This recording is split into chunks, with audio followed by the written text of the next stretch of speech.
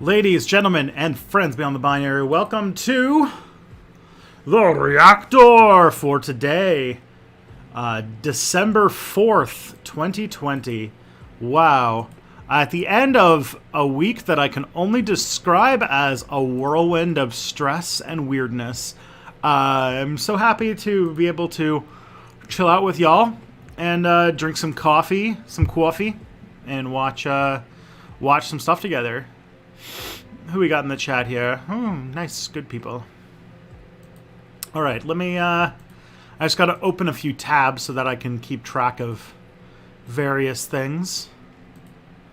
But yes, my name is Tristan Johnson. If you don't know me, I'm the host of YouTube channel Step Back History and Tristan Won't Shut Up. And if, I stream on Mondays, Tuesdays, and Fridays. Monday I do a stream from 12 to 2, which you're watching right now, or the same time you're watching right now, so 12 to 2 Eastern Time, with Mia Mulder. Very fun stream. We always have a really good time. Tuesday nights, I do Step Back Tonight, which is a sort of chill-out stream where we just hang out and talk about stuff. It's going to be real great. And then Fridays, and that's from 7 to 9, by the way. And then from 12 to 2 on Fridays, we do The Reactor, which is what you're going to watch right now, where people send me stuff, and I click on links, and yeah.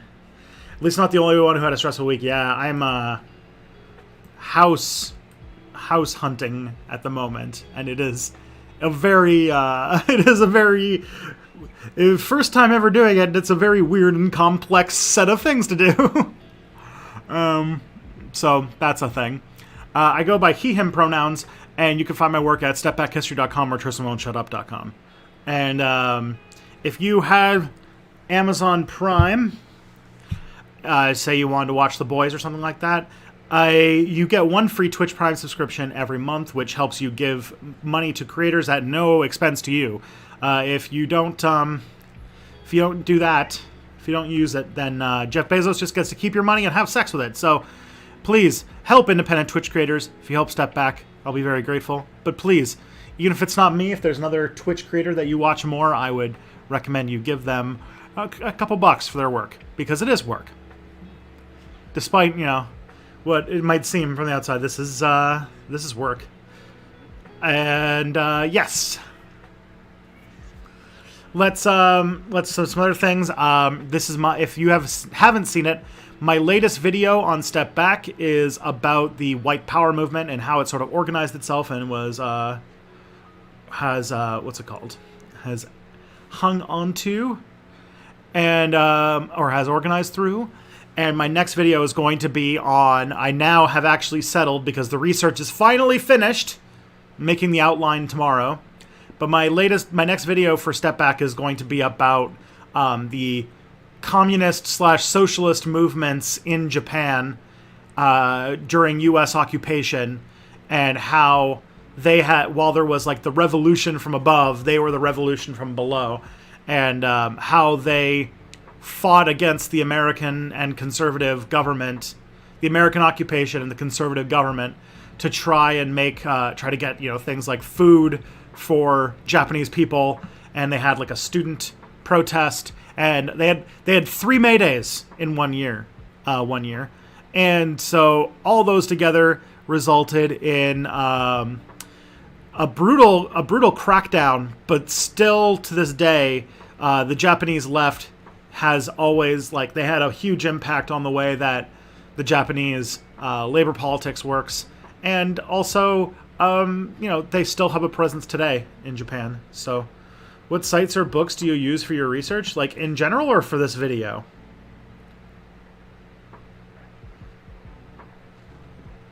You have to give me more of a, in general. I tend to look for, when I'm choosing a video topic to do, I usually try to find a monograph, which means I try to find a book published by a historian. Hopefully one that's won a bunch of awards, or that other historians or people who are academic in nature recommend to me. Or I find just prominent books written. I find prominent books written on the topic. Like for this video on post-Reconstruction Japan, or post-war Japan, if this video does well, I might do some more in the future too. I'm reading a book called Embracing Defeat, which won the Pulitzer Prize in 1999. It's a little old for my taste, and the author is a little bit of a lib, but it still covers some pretty good stuff. Do you pay for your own JSTOR subscription, or do you have one, or do you have a uni subscription? I have unfortunately lost my university subscription. They have they finally took away my ability to look at stuff on JSTOR. So luckily, the history profession specifically puts a lot more emphasis on books than journal articles. So I just use books. Yeah.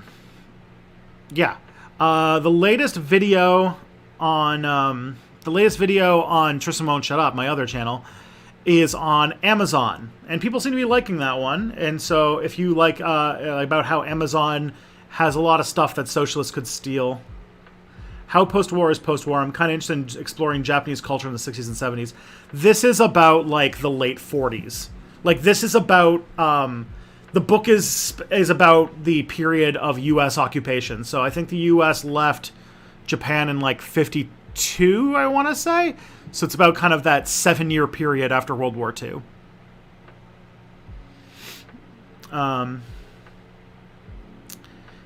Yeah. Why they make it so anyone can't look at journal articles? Because what's it called? There are companies that make a shit ton of money off of charging universities lots of money for subscriptions to these services. That's why. Yeah. So the latest video on Tristan won't shut up. Yeah, that thing about Amazon. My next video is on index funds, which has been delayed a little bit because of this whole house hunting thing. So I've done the research for it already. I'm just getting to do the outline of it, which I'll be doing tomorrow. Inshallah, if something bad comes up and we end up in a situation where I have to go look at more houses tomorrow, maybe that might get delayed more. But I'm hoping that I will be outlining it tomorrow so that I can film 2 videos on Sunday, and then I'll be, making progress to edit and get things to where I need to be. So you're moving. Nope, that's my mother. Nope. You're moving again. Yes, just because London's housing market is heating up a lot faster than we anticipated. I don't need to go into too much of my biography, but I have some inheritance from my grandmother that I had in investments that I thought we could look for buying a house when it matured in 2023. But the price of houses is kind of going up really fast, so we're sort of taking a loan out from my parents who got the same sort of inheritance from my grandmother who passed away in 2018. And then I'm paying them back with this amount of money I have when it matures, because we want to get a house now before the sort of price of a house gets too expensive. So we're like things are heating up so fast that we're like even like talking about breaking our lease so that we can move. It's quite stressful. You're buying a house, but I thought you were a millennial. Yes. The only reason I'm able to do it is because I had a wealthy grandmother who died. That's the only reason I'd be able to afford to do it.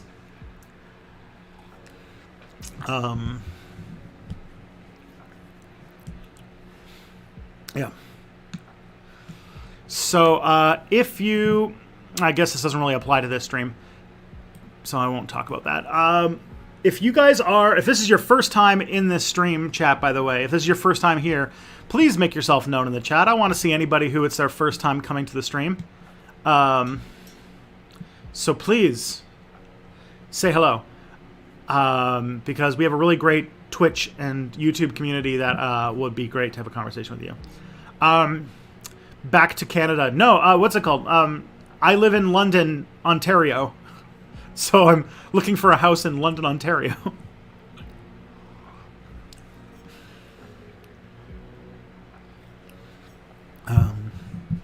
Yeah.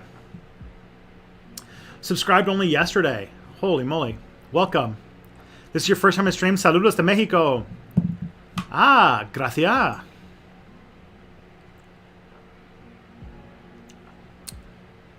I'm trying to remember how to phrase words. Which state, Hector?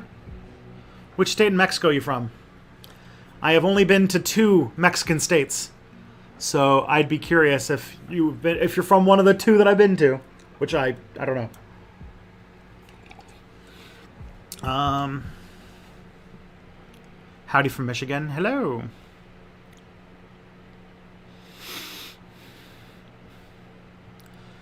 My brother's the same age as you and has a house, but I think that might have to do with my sister-in-law's parents being loaded. Yeah, that's basically the only way that you can buy houses these days. Is somebody from the previous generation, when people actually made money, has to die and give you money, or just give you money. It's called San Luis Potosí, and I have a family in Nuevo León and Jalisco. Okay. I've only ever been to Distrito Federal in Quintana Roo, so not those states. Topics in history and politics tend to be demonetized on YouTube. Since you cover both, how do you deal with demonetization issues? I've had people ask me this before. I got interviewed by a guy from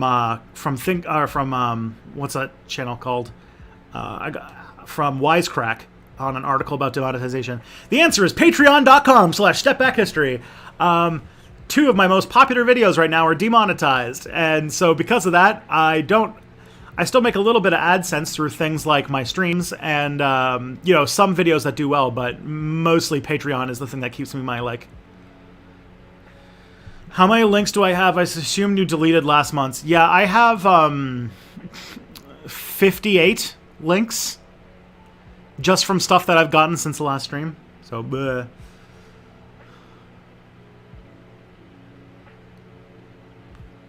All right. So, yeah, Patreon is the lifeblood of YouTube. It is the only way that if you have a creator who does controversial content that you really like, if you can throw them even $1 on Patreon, it helps.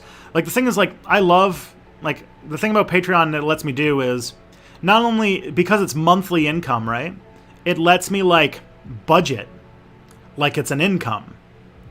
Because AdSense, you don't know how much you're gonna get every month, but I can kind of get an idea of how much money I'm making. Mine still fluctuates a bit because of the conversion from Canadian to American currency, but still, it helps.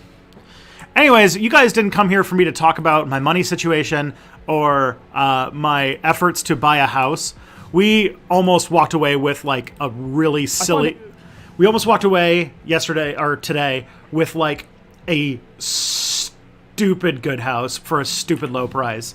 But luckily, it seems that the owners of that house were way smarter, or what's it called? We're smarter than we thought. And so we did not end up with this price for this really nice house for a really cheap price that they had listed. But we're looking at a really, really cute house right now. We're going to put an offer on it soon. And it's a 110-year-old house, but it's really, it's one of those houses that has doors with keyholes on it. The old school keyholes that are from the original house. So that kind of stuff is so awesome. And I was I think it was built in 1918 or something like that. And I'm ooh, so nice. I saw that you subscribed on Patreon. Thank you, Pam.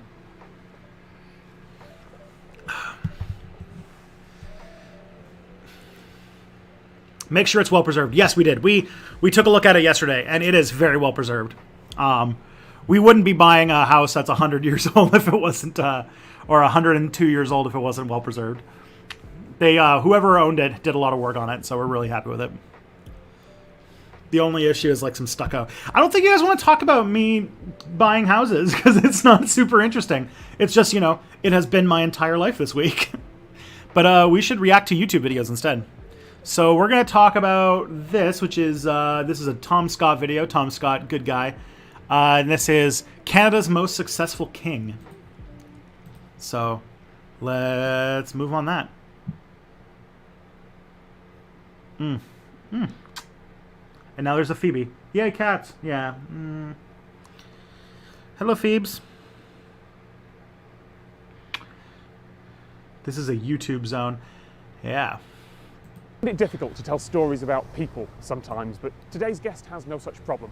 I first met Evan Hadfield on a trip to the Arctic. He is a man who somehow has the ability to de-escalate any argument.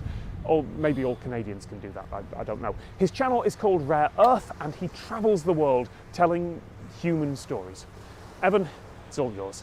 On Rare Earth, we like... So this is from January of 2018. I will just mention that one of the things that Tom Scott does, I know because a few of my friends have had this happen to them. You submit videos. He goes on vacation in January every year. And so what he does is he has people submit videos, create videos for the channel, and he showcases them every January. It's pretty clever. I like it. I've applied for a few years, but he gets a lot of applications, and there's not that many slots. But he's really helped some of my friends jumpstart their YouTube careers. I'd like to take symbols from a country that maybe you've not been to yet and show how they fit into the bigger picture of your own life. And does Tom Scott live in Canada? No, he's British.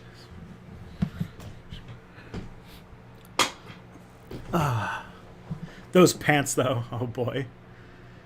And because Tom caught me at home, I want to do this on my country, on Canada. And more specifically, I want to do it on a sexually repressed, hypocritical, guilt-ridden, prostitute-visiting mama's boy. Our 10th Prime Minister. It's a good example of this is about Mackenzie King, I think. how you don't have to be great at being a person to be a great politician.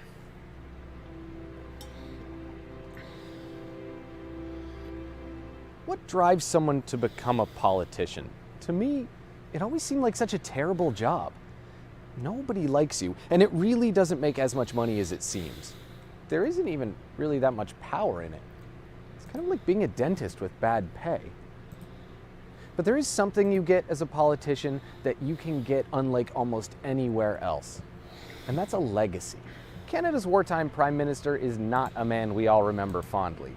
He wrote his PhD thesis on how Asian people would never be able to integrate into other societies, only to then watch them integrate into his society.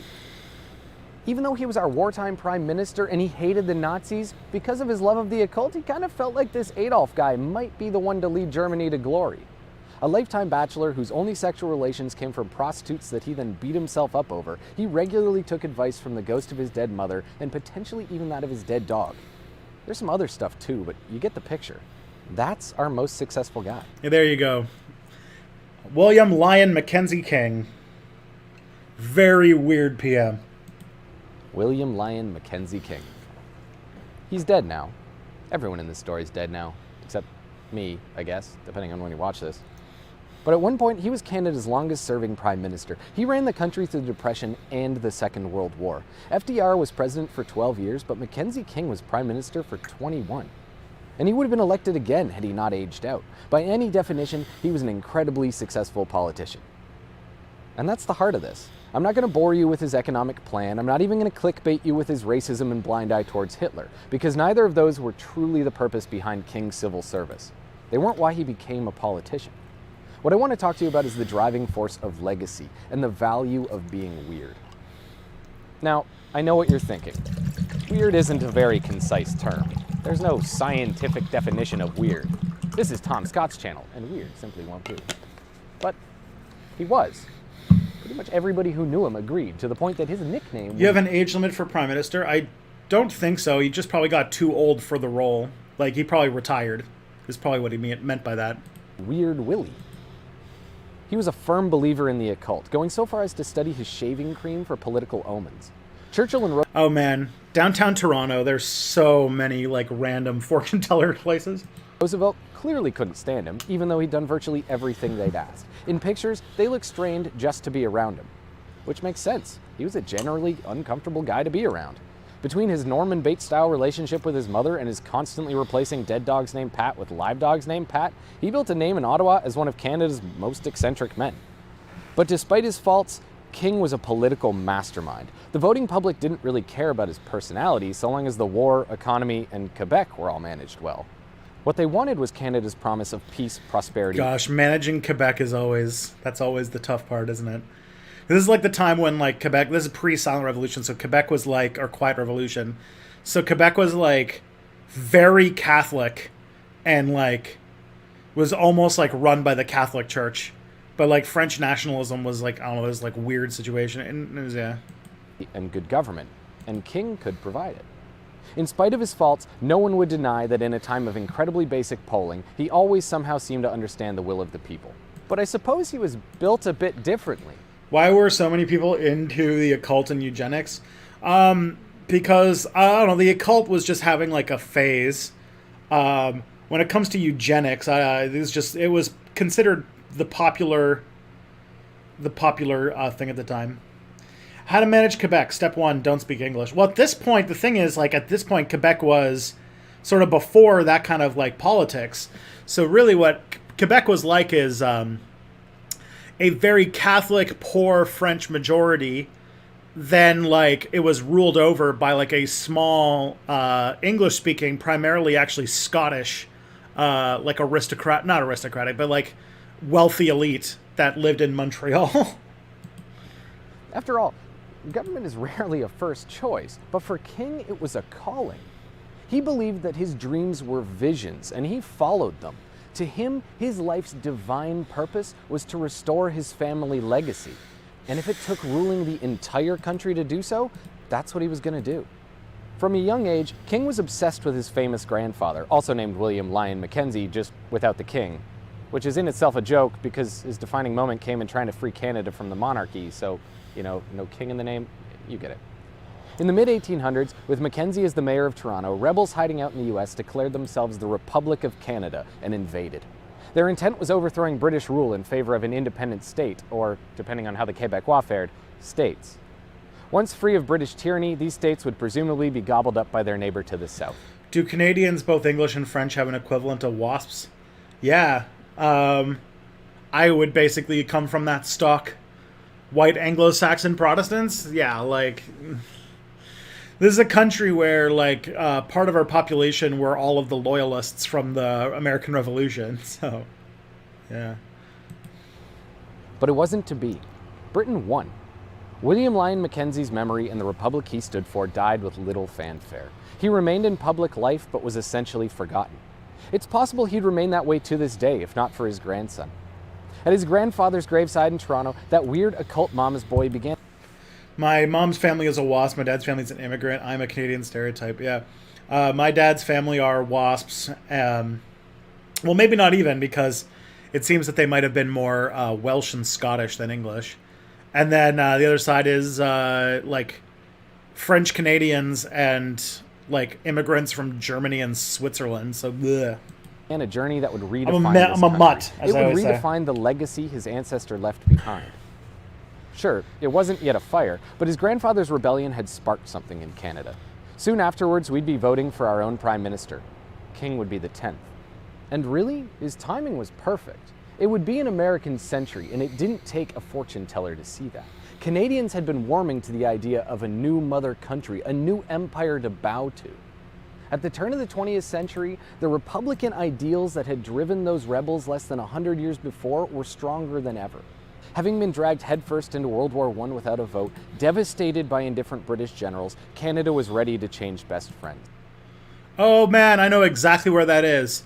This is a Canadian military building in downtown Toronto, and it's not very far away from where the Toronto YouTube space used to be. So when I would walk to the Toronto YouTube space, you'd get off the subway at Dundas Square and walk over, and you'd pass by this building.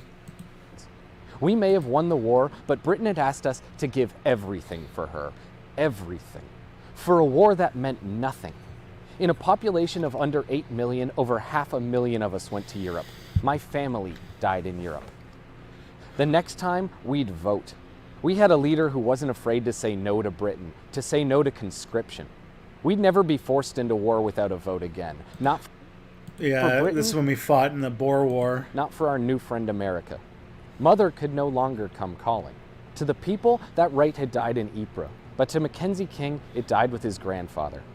Those days were over.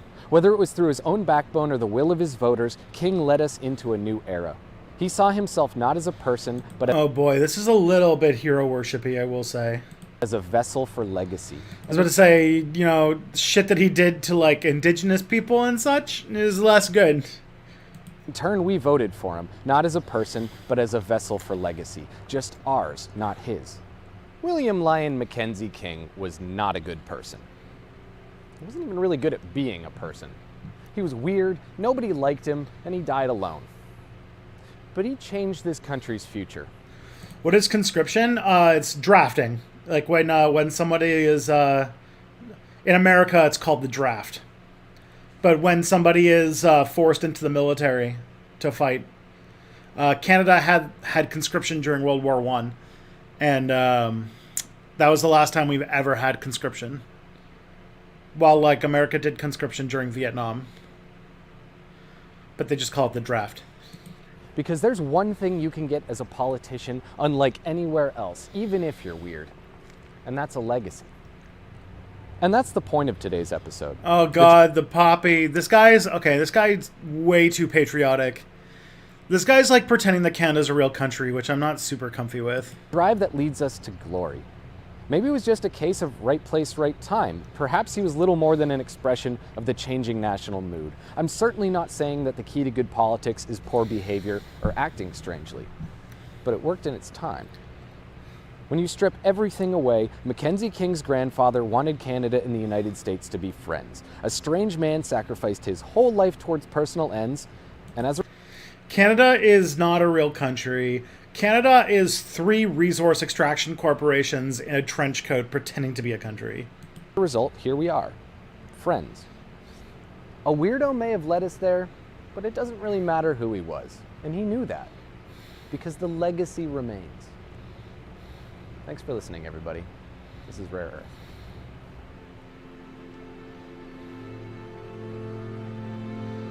Seasons 1 and 2 of Rare Earth are online now from Japan and Cambodia. You cannot be a country with that pants. Yeah, there you go.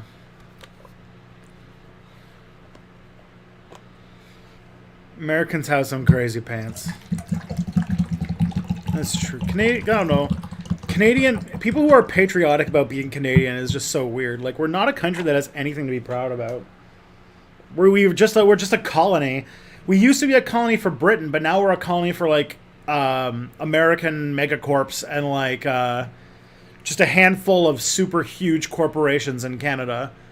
Like what's it called? You think that Canadians voting does anything? When, like, both political parties, the only 2 political parties that have ever held power, basically just do whatever Suncor tells them to do. Like, Suncor is the Alberta oil company. Like, Canada just pretends to be a democracy while, like, mining interests, like 50% of mining corporations on Earth are in Canada. So Canada has, like there's Canadian mining corporations have freaking like colonial mines in the Democratic Republic of Congo, where they have horrible labor practices. Like, I don't know, like, this is Canada. This is a country that no one gives a shit about, or that only has like a handful of people and a massive amount of territory that's just used for building mines and shit.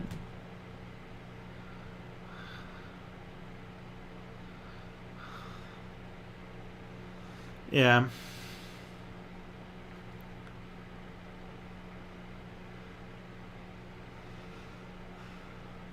What happened to Suncor recently looked like its stock price collapsed. Oil got really cheap at the beginning of the year, and the only way that Alberta oil is profitable is if a barrel of oil stays like really expensive. And since it wasn't like negative prices like back in February, Alberta's oil industry has been in some very dire straits. This year, especially. It was already in a rough situation, but now it's an even worse situation. To the point where now the Conservative government of Alberta is considering, isn't considering it, has already done. It's opened up coal mining again, which it had banned like 40 years ago.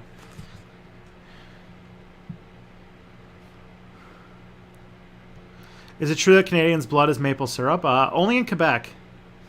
See, that's the thing, is like maple syrup is really just an Ontario and Quebec thing. And even out of those 2, it's mostly a Quebec thing. Like, man, Quebecois people go fucking nuts for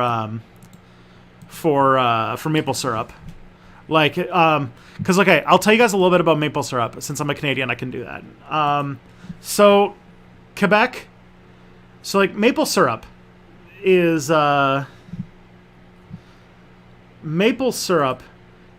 basically all of it, all the maple syrup. This is why there's like a stockpile and stuff like that. Like, I'm sure people remember about the maple syrup heist that happened a few years ago. The reason is because all of the sap that's collected to make maple syrup is collected like 1 week a year. What maple syrup is made of is maple sap. And maple sap is sort of like a version, it's sort of like antifreeze. And also it's a way to like save energy. So like trees, when it's wintertime, maple trees lose their leaves. So they have no way to make like more food. So they store it all as sort of their blood, sap. But in the wintertime, it gets really, really condensed so that it also doesn't freeze. So it's sort of like antifreeze. So, but the thing is, it's like congealed and like really, really thick. You can't really do much with it. But at the end of wintertime, like that first like 2 weeks when the temperature is above zero after like the Canadian winter. So like this would be like March, maybe early April. There's like a week where all of the taps, like where they put all the taps in the trees and they collect all of the maple water. And then they have to boil it and like sort of distill it into what you guys call maple syrup. So that's that. And so that, you know, maple syrup doesn't have like a huge price crash followed by like a huge price boom in the wintertime, the province of Quebec keeps a massive stockpile so that like it kind of like, you know, doles it out like little bit, the supply a little bit at a time, so that the price of maple syrup stays even. But anyways, so like that's the deal with maple syrup in Canada.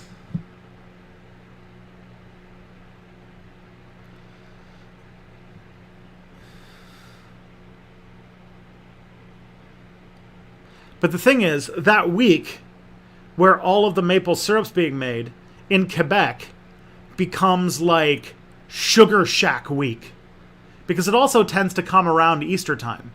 So that kind of, and there's, you know, Quebec has a long history of being very Catholic, so that also mixes together. So Sugar Shack food, sort of a Sugar Shack is like a thing. So Sugar Shack's like a place where you would, it's like a term for like the house that you would distill your maple syrup in. So in Quebec, during this like brief period where they're tapping all the trees and they're making all the maple syrup, they have like Sugar Shack food, which is stuff like where basically they just have maple flavored everything. So this is like the week where you have maple flavored ham, maple flavored sausage, like maple flavored beans. Just like every food you have is like, you're gonna have like these big meals that have like tons of maple sugar in them. And then the pièce de résistance that you would have, and it's if anyone's ever had this stuff, it's called sucre neige, which is sugar snow.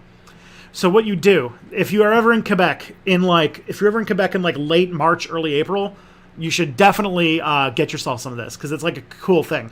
So what they do is they'll take like a pan of snow. Like they'll take a bunch of snow and they'll put it like in like a brownie pan or something like that. And then they'll get hot maple sugar, that, you know, the kind of stuff that they've been boiling to make maple syrup. And they pour it on the snow. And then as it's cooling, as the snow starts to cool this stuff, it's hot enough though that like the water evaporates. So it turns into like this super thick maple sugar stuff. And you go in with like a popsicle stick and you sort of like, it kind of gets gooey and you like wrap it up on the thing. And you get sugar snow, which is like this maple syrup, like almost like a gooey candy, like a lollipop almost. So that's like, if you ever find yourself in Quebec in like late winter, early spring, that's a thing you can do.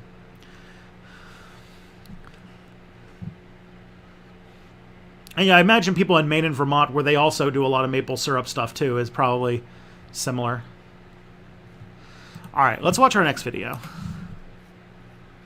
That was enough of a divergent, or what's it called, a tangent about maple syrup. A good faith criticism of socialism, communism, and anarchism, R.E. Vosh, from Riley Grace Rochon. I don't know who this is. I don't know what this is going to be. I'm kind of scared, but let's see. Sap itself is fine. I mean, it's okay, but it's just watery. Like, it's not like it's not safe to eat. It's just like it's not very strong. It's called what's it called? The sap itself is called maple water, and it's like you can buy it for certain types of cooking, but it just doesn't have that much flavor.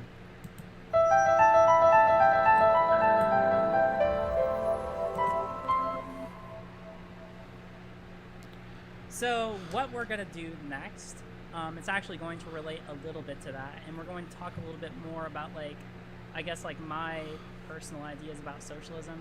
My critique. If this, I'm going to have to close this if it has quotes from Vosh in it, though, because Vosh is banned on Twitch. And if you even show Vosh content, it gets banned on Twitch.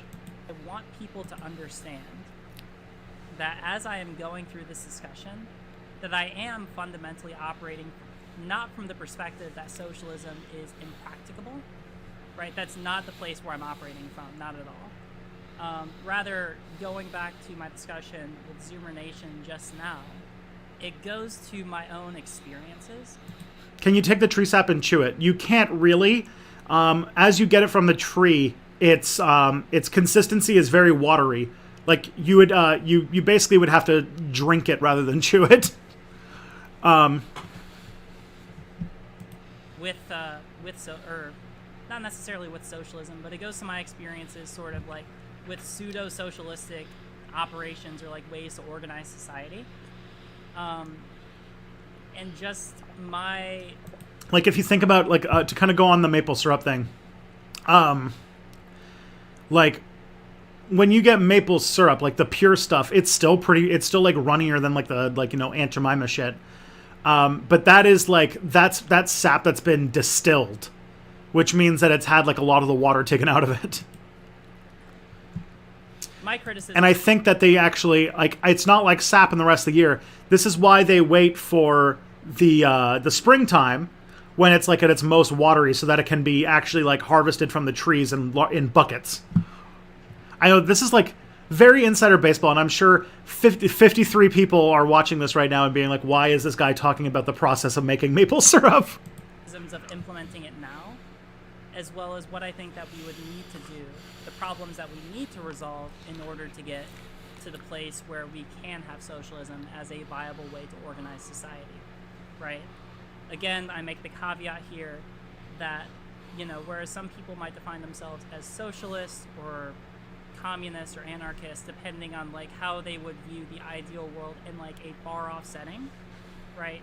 Like, I get that, and I understand that, and people can feel free to ascribe to me whatever labels they want based on that sort of a definition. I want to make clear that when I define myself, I am more defining myself according to what policies I think are good for today. In my talk with Zoomer Nation actually brought up the fact that, like, they would not define themselves as socialists because they believe in the viability of worker co-ops. Worker co-ops seem to be one of the main ways where people advocate for the prospects of socialism. And I tend to agree with that, right? That seems to be like what a lot of the arguments will come down to. And I can talk more with people about like the viability of worker co-ops. But I actually have the fortunate experience of having sort of worked in one. I've talked about the program, or about the homeless outreach nonprofit that I worked at before I came to law school. And it actually operated objectively in a lot of the ways that worker co-ops do. Are co-ops a socialist concept, though? No, they're more of like a syndicalist concept. They're like a kind of like mid-measure. Like, they're definitely a socialist-friendly type of organization, but they're not like, it's not a socialism. I'm worried that this is like going to be, I don't know where this is going to go. I have concerns. Especially in the idea that all the people who worked there were given an equal say in administrative decisions, right? And so it was a very interesting thing, and I'll probably talk more about it in the future. Like, it's probably one of the best, most fulfilling jobs and the highest learning curve jobs that I've ever lived in my life. But I'm going to start now for reading an email that I wrote to Vosh, which I think pretty clearly explains my, not grievances, but, you know, constructive, good faith criticisms of that organization of workplace in an American context, right? It's very specifically American. I'm not talking about European. It's like, I think that there's enough evidence to say that that there's been a lot of success for worker co-ops in Europe. And I think that's another discussion to be able to talk about the viability of socialism. So this is already like, I'm just saying in very nice words that workplace democracy doesn't work. That's like that's where it's starting. I know that she's trying to be nice and being very like I'm gonna try to be rational and good and solid and so we'll see where Riley's going here. In Europe compared to here, I think that we're at a very different level between the two of us. And that's actually like a really interesting discussion to be had. But for me, again, I'm talking about the viability of that type of organization of workplace, worker co-ops, in an American context. What I did was I emailed Vosh asking to talk to him on stream. I remember there was a stream where he was talking about the viability of worker co-ops, and I had these grievances I'm about to talk about a little bit. And I was told to send him an email, so I did. I said that I had some concerns that I would like to address with him, and he said that he wouldn't be having me on, and he hasn't followed up with me in, I think it's been like a week and a half since I've had this email exchange with him. But he asked me what my criticisms were, right? Specifically, I said to him in the first email that I experienced some safety issues when I was there, and he asked me what those were. So this is the email that I sent back to him. I suppose I need to read his email for context. He said to me, "Hey, I'm so sorry, but I'm afraid I'm not going to be able to have you on.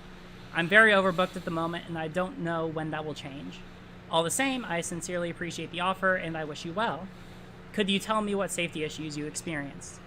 I responded to him saying this: "Hey, no problem. I totally understand. I suppose to summarize, most of the issues I experienced personally came from a combination of 1. The unwillingness of people who worked there to agree on a common set of rules for the workplace. 2. The inability to enforce consequences for the violation of what rules there were. And 3. The lack of good faith on part of the workers to not take advantage of the presence of problems 1 and 2. For background, I worked and lived at a homeless outreach nonprofit organization called Constance Abbey for about a half a year before I started my legal education. It's actually mixed up. I think it was for a bit longer than that. I served as the program director for the latter half of my time there. It's a pretty ambitious project. It consists of 2 houses. It consists of 2 houses in one of the poorest parts of Memphis, Tennessee. The owners are a married couple who came from an investment banking background and used their revenue generated from owning property in California to pay for the organization. They provided services to the local homeless community, who they refer to as neighbors to humanize them more, which include things like daily essentials, food, showers, clothing, etc., to more substantial services, such as job training and placement, on-site therapy, and GED classes. They also have a model which mainly employs people from the local homeless community, though the owner wouldn't say they were employed in the conventional sense. Everyone who worked there also lived there and had an equal say in administrative decisions, which is why it seemed to fit under an objective definition of a co-op. Note, the owner and the former program director would actually get in disputes over what to call the place. The program director would call it an organization, whereas the owner called it a community. This was actually what led the former program director to leave and me taking over, though it is formally registered as 501c3. This type of organization had several benefits and several disadvantages. On one hand, this meant that the entire community was very involved in decision making, and almost all decisions that were made did not disadvantage the workers or the community members. In fact, speaking from experience having been in that position, the job came with a lot of benefits. Paid room and board with stipend, though no medical. I had to pick up 2 other jobs to cover the cost of transition at the time. But this led to some serious issues as well. First, it was almost impossible to establish a working constitution. When I started there, the organization was only 5 years old. It had enough reputation and grounding that it was legitimately recognized in the Memphis community, but it only satisfied the basic requirements for 501c3 certification and formation.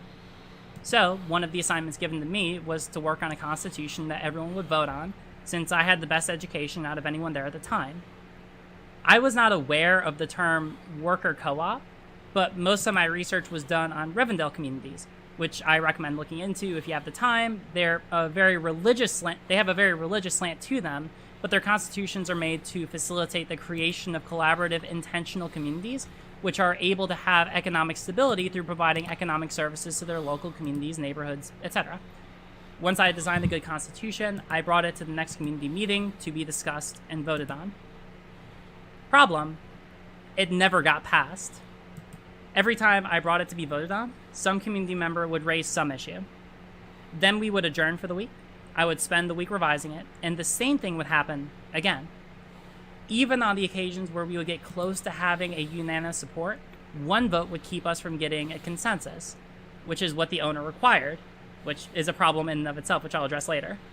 And because we couldn't get a formal constitution passed, 2, there was no way to enforce even basic informal rules because what was permissible was according to majority rule.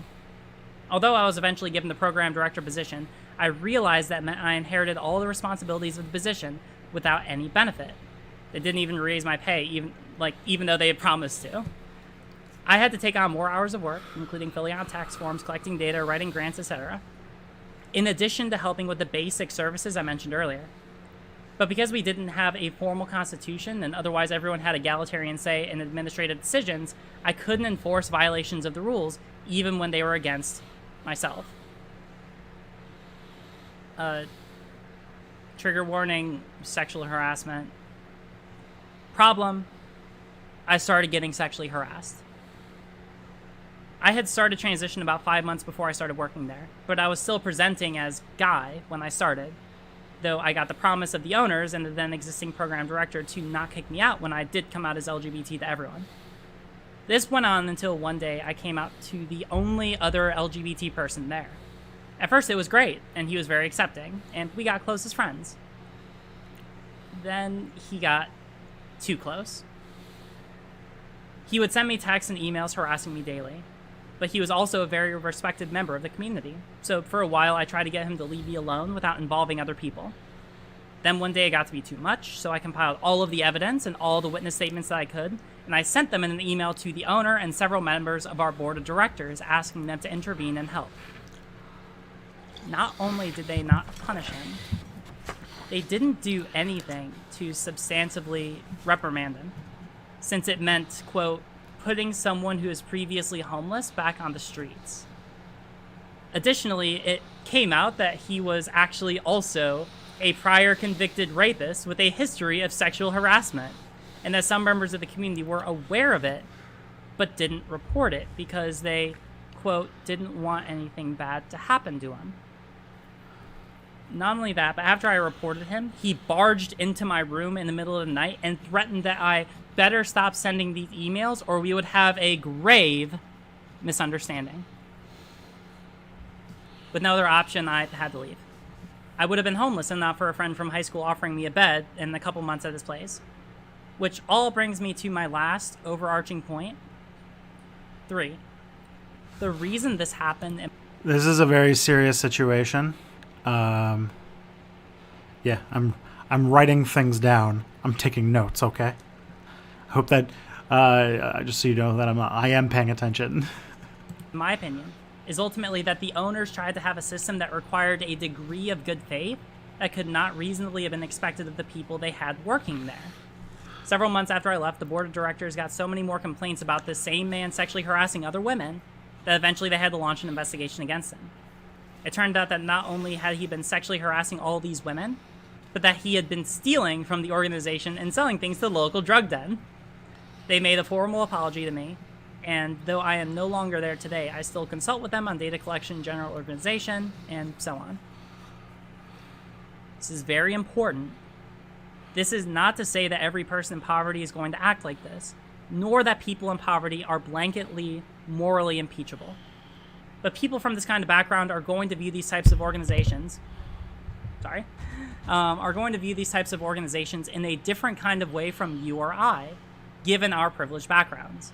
The former program director, super smart dude to his credit, got his master's in nonprofit administration from the University of Chicago, explained this to me using the other species theory. Let me know if you want more literature on this, and I'll do the work tracking this down. Essentially, it goes like this. People who come from severely impoverished economic backgrounds tend to view people from any different background as an other species entirely. Because of this, not only is it nearly impossible to genuinely gain the trust of people in poverty if you come from a position of comparative privilege, but they also view systems in the world through a lens of survival and high skepticism towards authority. See also Maslow's hierarchy of needs and the spiral dynamics model of psychological evolution. This means they are more likely to steal and take advantage of the goodwill of others, not because they are bad people, but because they have to rely on that mindset in order to survive much of their lives. This is why we would, as an organization, never punish someone for something like stealing, since A, it was pretty common of the people that we helped, like it was very common, and B, if we turned them away, they would have nowhere else to go. But this also works in the inverse. Whether implicitly or explicitly, people who come from positions of relative privilege tend to view people in poverty as another species as well. This is the reason why people tend to avert their eyes when passing someone they assume to be poor on the street, or when someone poor will ask for change. Most people, at least in cities, tourists will vary, will respond with a firm but non-aggressive no. Caveat. Giant caveat.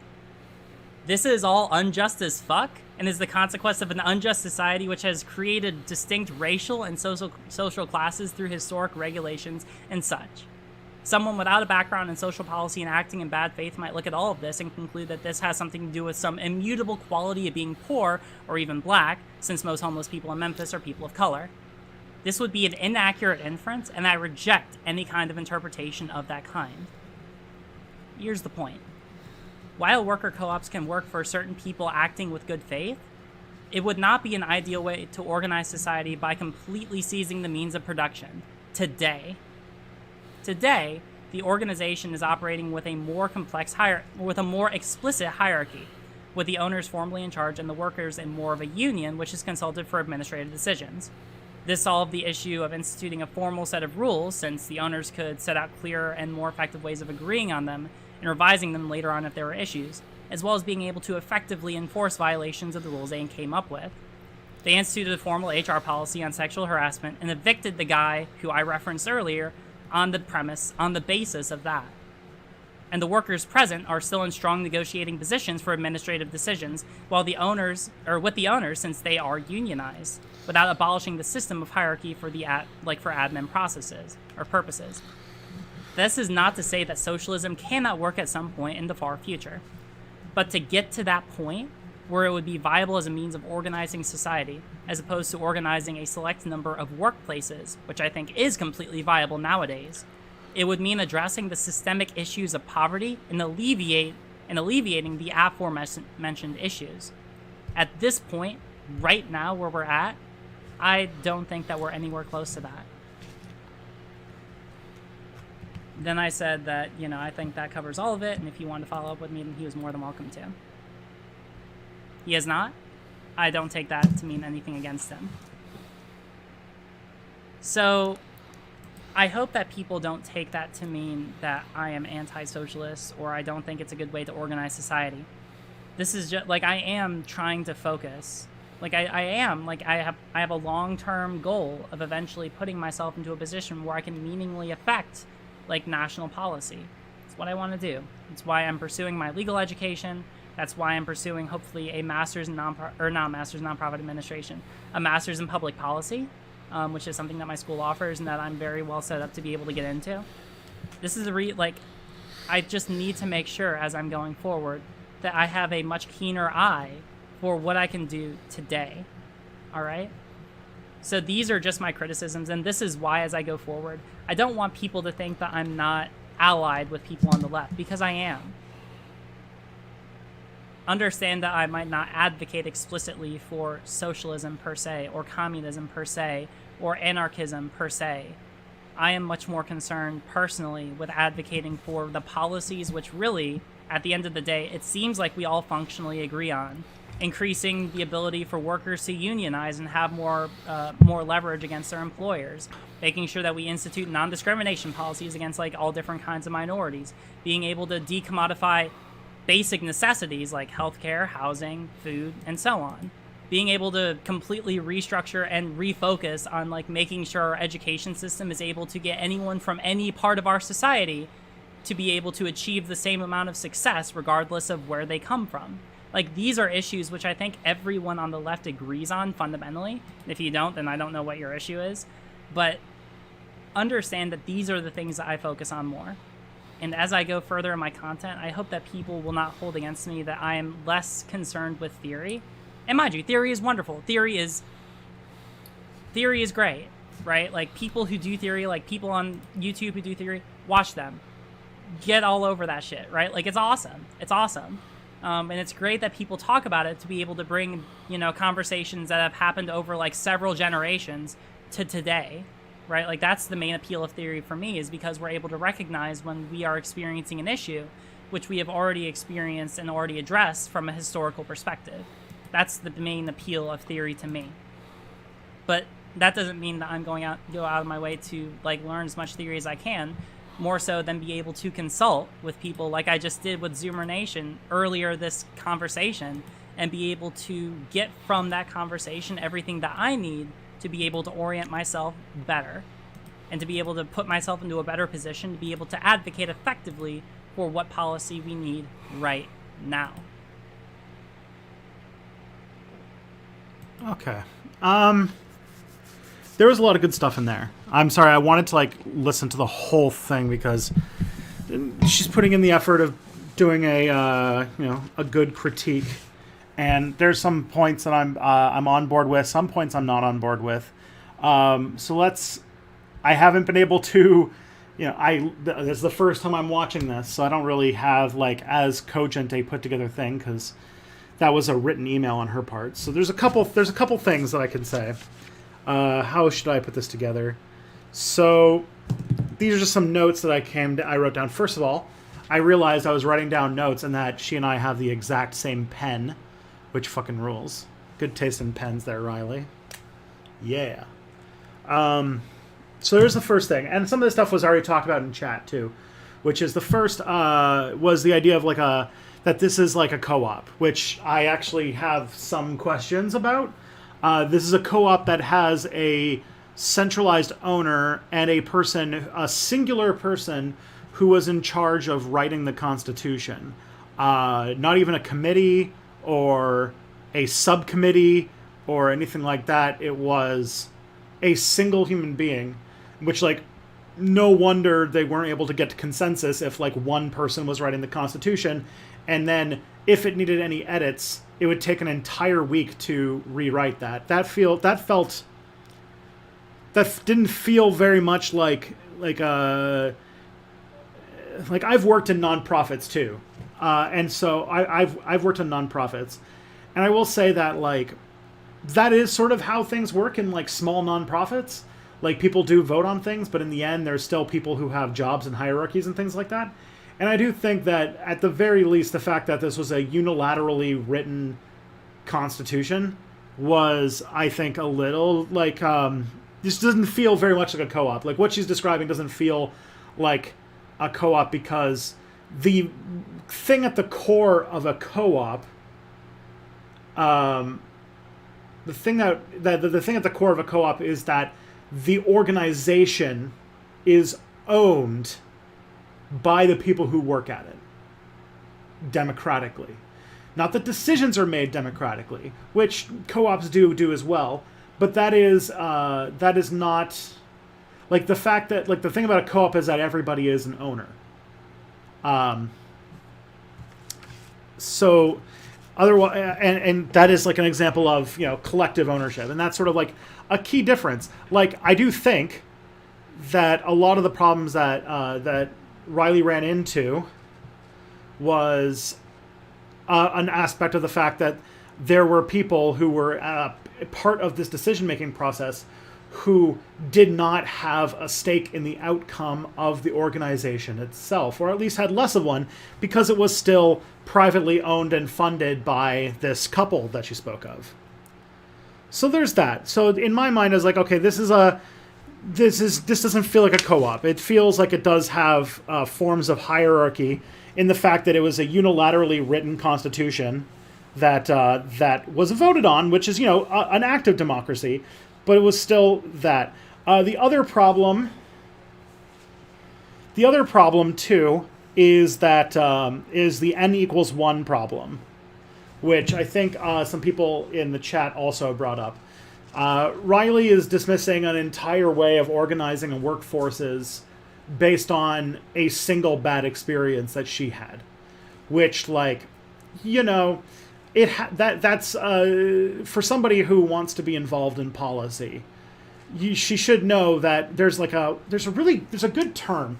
I think it's like hard cases make for bad policy or something like that, which is that bad singular situations don't exactly result in like overall like inability for things to work. And I do think that her experience is awful, and the sexual harassment going untargeted going unaided for so long was a huge fucking problem. Like, I don't want to dismiss that. I probably should have mentioned that first, actually. That, like, that was inexcusable. Everything that happened to Riley is inexcusable. I do think, though, and maybe it just requires, like, some distance from everything, but, like, it is, to say that writes off the entire experience of co-ops is a lot to say. That is a big statement. Can we all write the Constitution? Yeah, exactly. Then there was some mention of Maslow's hierarchy of needs and sort of psychological reasons why people might act in certain ways, which is you're dealing with psychology from the period in psychology where they didn't do a whole lot of experimentation, and even recent evidence shows that a lot of psychological studies have some problematic verifiability and especially replicability. And so things like Maslow's hierarchy of needs have been shown to have a lot of problems with them. But either way, I don't know anything about the different species hypothesis. I don't know if that's like I don't know anything about that, so I can't really speak too much of it. But what I can say about her situation and what happened to her is that it doesn't sound like something that would have been able to have been solved in a non-co-op. Does Riley think that if this organization had a proper amount of hierarchy and that people did not have the ability to democratically participate in the workplace, that everything would have been fine? It sounds like her rules would have been rammed through and volunteers would have been forced to conform to her rules with having no say, which to me and also would rely on singular owners to enforce rules that I feel like relying on a body of people to respond to something like sexual harassment would be a little bit easier to manage than, say, relying on like a single person who doesn't want to hurt the reputation of their organization to respond to things. And so I didn't understand what was it even about this organization being organized democratically that resulted in her sexual harassment being handled worse than if, say, it had just been a traditional top-down pyramid-structured nonprofit. That part came to mind. Because, like, you know, we see all the time that hierarchical structured organizations have issues of sexual harassment and protecting the abusers in, like, you know, very high numbers. So, like, it doesn't seem like to take it as a criticism of worker co-ops. Yeah, it's definitely something that worker co-ops should have in mind, and it definitely is a thing that they should be more aware of. But I don't see it as like if we were to see a situation where hierarchical organizations were always rooting out and taking out like people who are doing horrible things, but then it wasn't happening in co-ops, you'd have more of an argument. But in this one, it's just like, this is a thing that is a problem in all organizations that have a patriarchy in them, and there's not, like, I don't see where that comes through. Having a clear enforcing agent would ensure she thinks having a clear enforcing agent would ensure protection. Well, I don't know. I have a feeling that, like, for example, Ubisoft, the video game company, has a pretty hierarchical organization with a HR department that is supposed to be looking out for these things, and Ubisoft still protects sexual harassers pretty regularly. Universities, like what's it called? The university I went to for undergrad protected rapists and refused to implement a sexual harassment policy for years. And like it had enforcement, it had organization, it had parts of its organization that were designed to do this. I don't understand why taking away the workers' ability to vote on things because they wouldn't accept her specific constitution is like I don't know, in my mind, creating power structures, creating imbalances creates more openings for abuse and more openings for people who commit horrible acts like this person did to Riley, and it because you're creating power imbalances and people who are objectively worth more in the organization than people below, and so in my mind, that's a problem, and so I do think that I don't think that would have solved anything. How do you feel about the idea of requiring unilateral agreement? You mean consensus building? I think consensus building is a very good thing. So, I mean, once you get to a certain size of organization, it gets a little bit untenable. But if you can do consensus building to a large enough extent, I think that it is a better situation than, say, like, you know, consensus would be better than just saying we're just going to do 50% plus one, because there is the issue. It's sort of like the left-wing solution to the how do you solve the issue of two wolves and a sheep voting on what to have for dinner, is like the old libertarian line that's supposed to support things like the Electoral College and shit. But minority protection is part of why consensus is good, and why even if you can't have like pure consensus, you should have as close to consensus as you can. And as long as everybody is equally, like, you know, given equal power and has equal investment, which in this organization they don't seem to have, that'll help quite a bit with figuring out that kind of stuff. Yeah. And the other thing, too, that she mentioned that was like a solution was that instead of having co-ops, you should have high unionization numbers and lots of unions. And, like, I'm fine with that. Tristan fucking loves unions. Don't get me wrong. What I would say is that there is a problem with that people have this exact same problem with unions. It is true that in some shitty unions or some shitty run unions that workers' protections that have been set up with union contracts and things like that have been used to protect people who have done things like sexual harassment, and because sometimes the organization will try to fire somebody but they're unionized, and it becomes a lot more of like a problem in paperwork and everything like that. I think that that's a thing that unions need to work through. And I think that's a problem that unions need to deal with in the same way that this is a problem co-ops need to deal with. But I don't see how she didn't outline in this video how high unionization and unionized but still dictatorial organizations, because basically what she's acting for is dictatorships in the workplace, where there is a dictator on top who dictates terms from above and tells workers what to do with them having the ability to advise, but not having any actual power in the organization.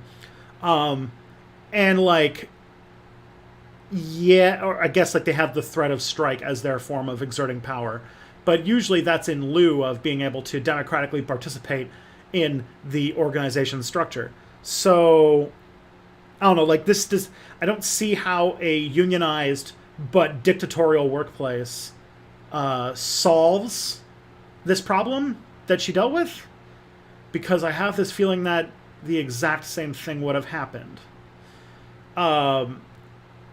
Because it has more to do with patriarchy and the way that we respond to sexual harassment in shitty ways, rather than like, which usually comes from hierarchy more than anything, than like it being a problem specifically of co-ops. Yeah. And then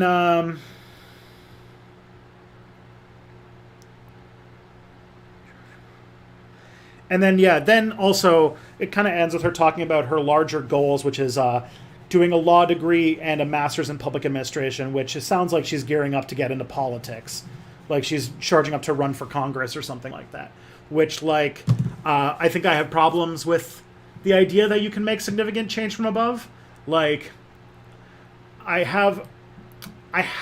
always have reservations about people who want to make the world a better place, but the only way that they want to do it is through, like, changing things from the inside. So getting themselves power so that they can make the positive change that they want.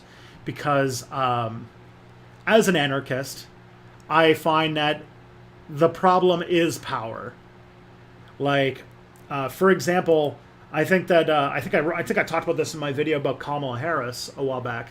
That Kamala Harris, like, wanted to change the world from by getting in on the inside, and then she very instantly basically reversed every single major position she had, and is now went from the most progressive person in the Senate to running point for possibly the most right-wing Democrat to run for president since, like, fucking Jim Crow.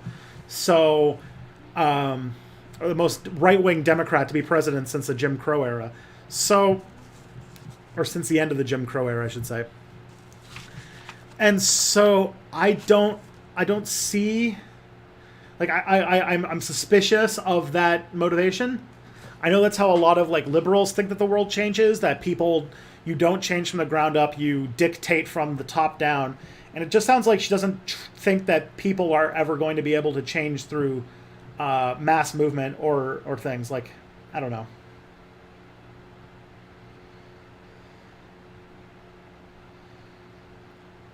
What about that bit about disenfranchised people not being trustworthy in co-ops? I don't know. I said that I don't really have a lot to... I don't know a lot about the theory that she was speaking to. And I don't think that I have the... I'd have to respond to the specific claims, and I don't have knowledge about what she's talking about in that situation, so I'm not going to respond to it. But that's sort of the main points that I'd walk away with. Yeah. There is a left-wing love of... wanting to go into politics and at the same time kind of being uncomfortable with democracy and uncomfortable with democratic, like, establishing rules in a democratic manner. It feels super uncomfortable. This is what's it called? I could see some pretty uncomfortable futures for someone like this. I have a feeling she's going to go into politics, and maybe she'll get elected, and maybe videos will change quite a bit. I don't think you need change from above. I have never seen a successful left-wing social movement happen from above. You had, like, the last left-wing movement I remember that happened from above was the Soviet Union, which resulted in unions being made illegal and dissent against the state resulting in you being sent to frozen death camps in Siberia. So, like, I don't know.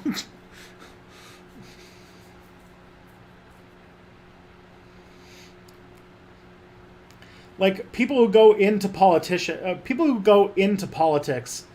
I don't know.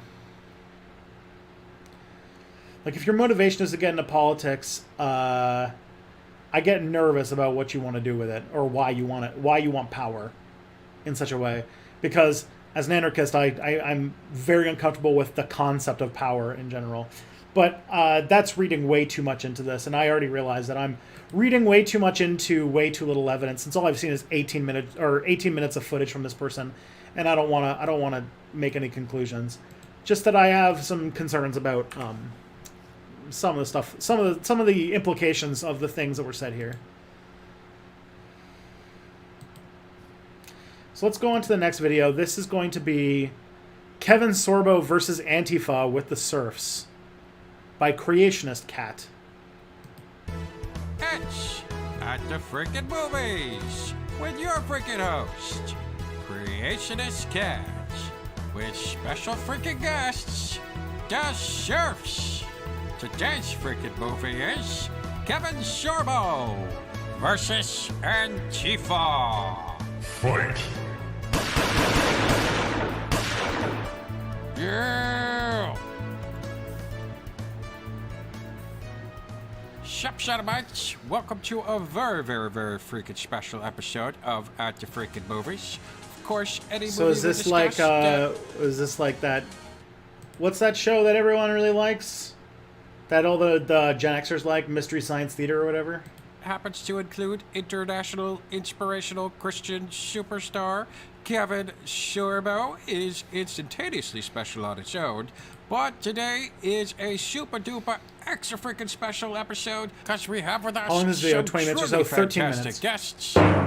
It's actually No 1312, which is The pretty only sweet. Turfs.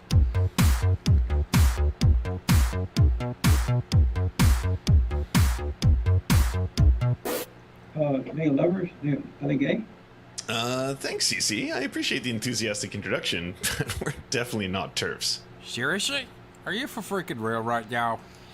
Yeah, I can confirm that, CC. We're not TERFs. We definitely don't want to be confused with them. Ah, but come on, guys. Turfdom has a rich history, starting all the way from James Spader's Tough Turf. Tough turf. He's a loner on a roll. He's always been a rebel. Now he's about to become a hero. Tough turf. Yeah, I'm starting to think our agent booked us on the wrong show.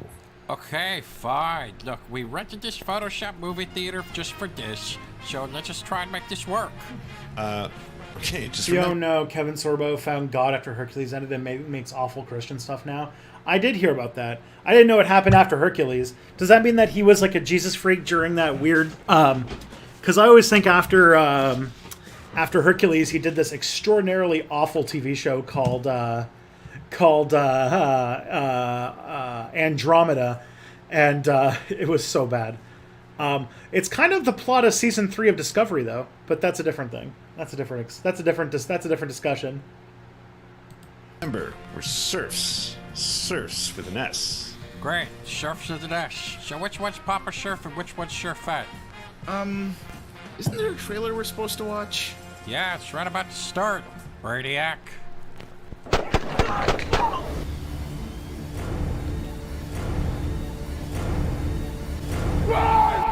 Alright, let's unpack this a little. Who's he firing at? Andromeda was a neat idea, poorly executed. Yeah, that's why I'm glad that they're kind of revisiting the same idea in season 3 of Star Trek Discovery, and it's going very well. I haven't talked too much about Star Trek Discovery this season, but like, goddamn, they're fucking this new setting that they're exploring is really good. Anyways, I think Antifa are flying now. Oh, god damn it, they're airborne. The answer is obviously yes. So for viewers who don't know, that right there is former NFL great and Christian film star Brian Bosworth. Yes, also known as the Boz. Anything less would be uncivilized. It also just so happens that the boss is the star of one of my favorite inspirational Christian films of all time, Stone Cold.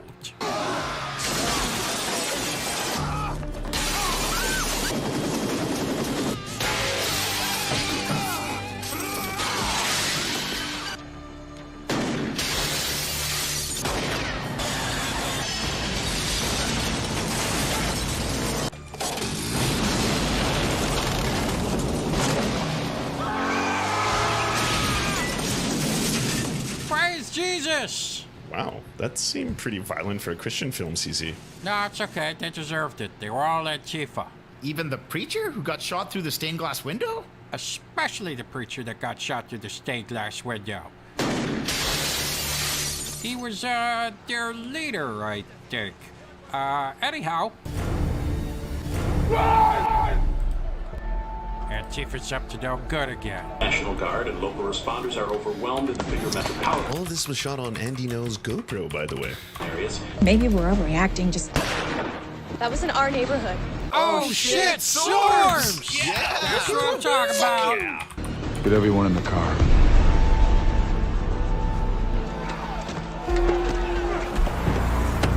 Hey, you forgot your bananas on the counter of the grocery store. Sorry, I was getting WhatsApp messages from my real estate agent.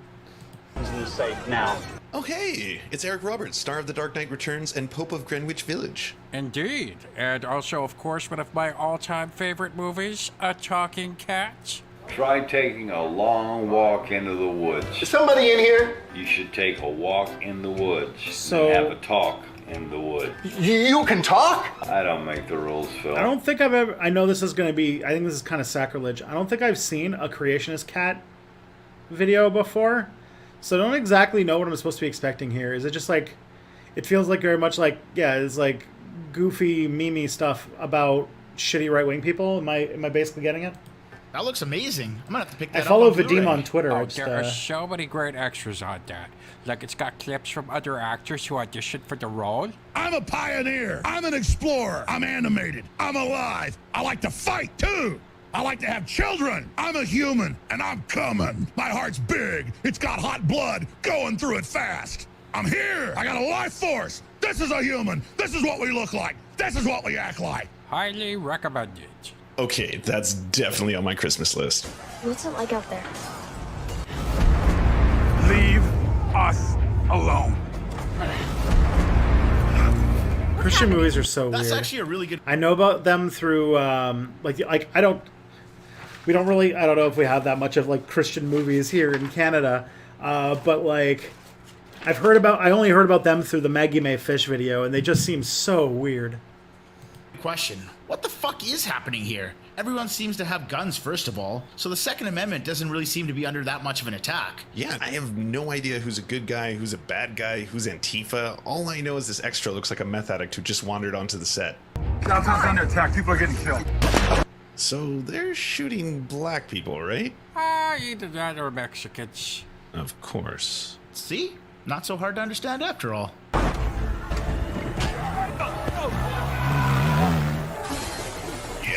Ah, so freaking cool! That's actually how I enter every mall. Oh, that's true. Actually, I've seen that. Yeah, it's a power move. He just wants to make a statement. I mean, Is it just coincidence that there's a self-defense insurance I wonder. kiosk there? I wonder if that is a real commercial. That's probably a really shitty product placement. Well, as a matter of fact, the USCCA, otherwise known as the United States Concealed Carry Association,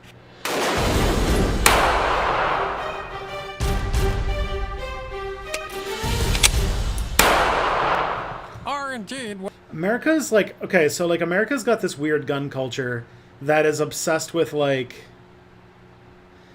I don't know, like because like the right has so thoroughly infiltrated America's like pro Second Amendment culture that everything that is like pro guns in American media sounds like it's made by like absolutely like just insane ramblings, and just like and also is like many other pressure groups in America, basically run by the by industries.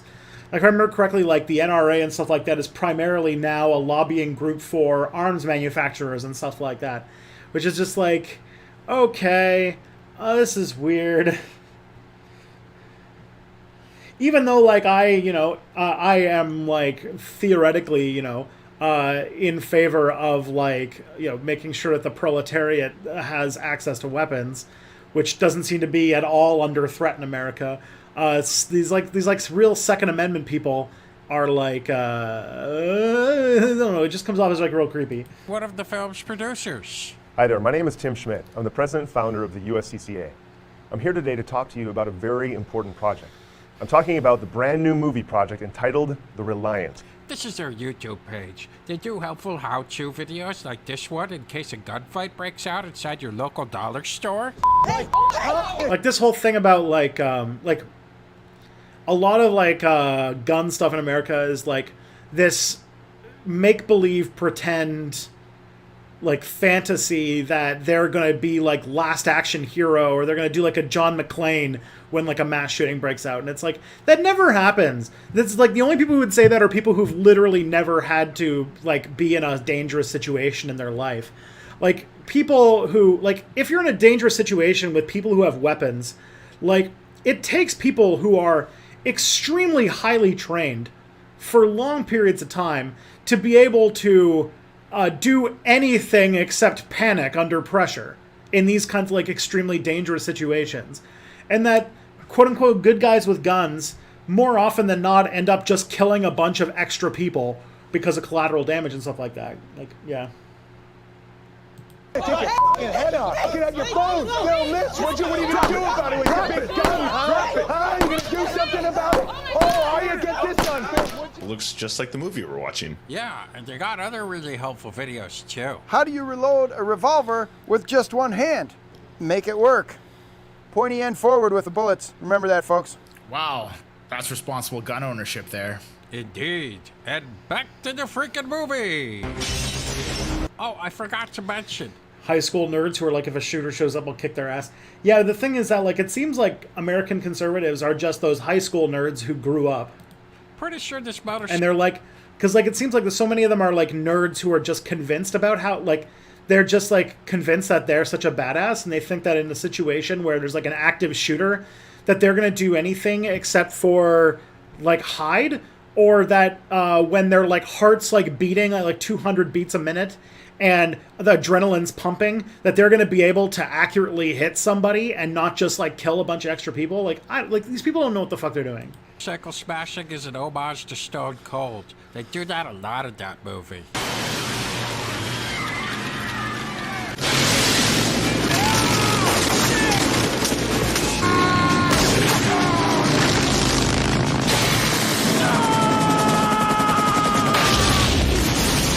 Is that helicopter gonna be okay, Cece? Sure. Now back to the movie for real.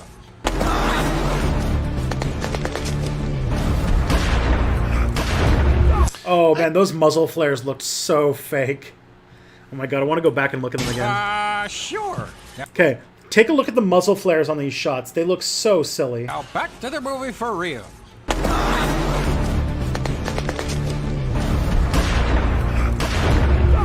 I take it back, CC. This movie is way more violent than Stone Cold. Daddy! Run! Wait, is he shooting kids? Let the games begin? Yeah, I was like, oh, the editing there's a little confusing. It's like he's holding the gun, screaming, and then the kids run away. So maybe he's hunting kids. Yeah, isn't that in the Bible? That is definitely in the That's Bible. That's Job something, right? Yeah, yeah. So Charity J. Eerily definitely prophetic. A YouTube commenter. That's definitely one of the YouTube comments on the first trailer. Like, yeah, pull that up. Charity J, put him in there. It's over.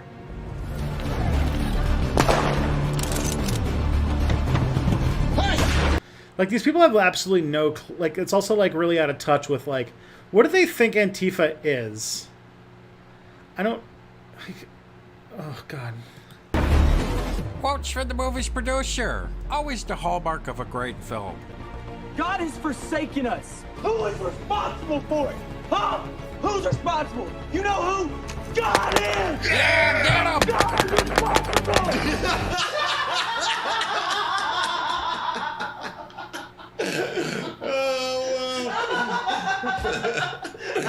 It's so good. I can't wait to see this movie.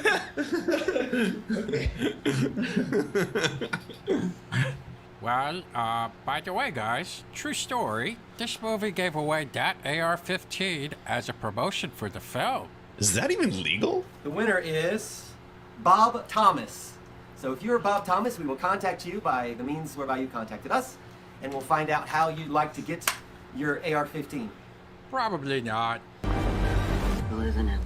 We are still a family. Wow, Louis C.K. I guess when he's not forcing people to watch him jerk off, he's reviewing religious films. We will defend ourselves! Sophie, go! Go, get out of here! I love all these movies think that everyone who isn't them is just secretly mad at God. Yeah, a lot of a lot of evangelical Christians, that's sort of the position that they assume. Like a lot of people who assume that atheists are just angry at God. It shows up in a lot of evangelical media, including like other Christian movies I've seen. Wait. What the fuck just happened there? Whoa, look at that fire. All right, look at this extremely real fire with the car that's on fire. Wait. What the fuck just happened there? Well, it looks like Hugh Jackman's scrawny younger brother here is throwing a Molotov cocktail, or, I don't know, urine.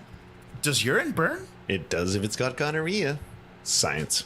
And then he gets hit by the car anyway, because he's a loser. And then all of a sudden they're crashing through trees? Well, Dave, that's the magic of film right there. Only outlaws will have guns. Oh, yeah? Oh no! I'm in this movie!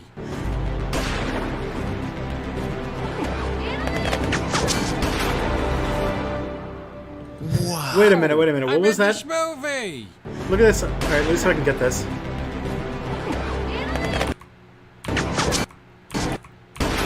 You see that it just like shot while he was like holding it up?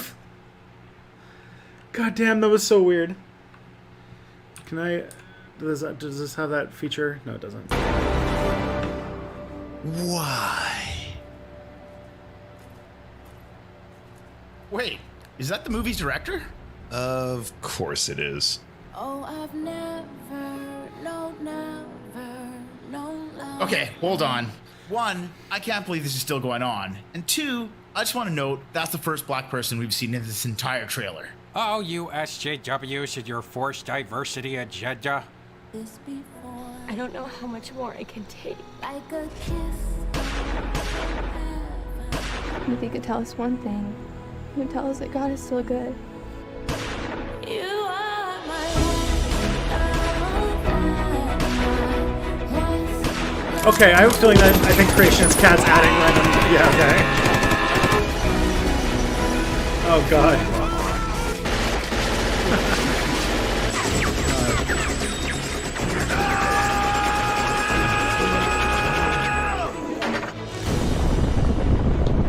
We are staying together, and we are trusting God.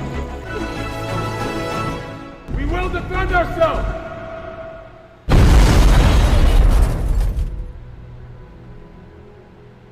Cece, did you possibly re-edit that last part?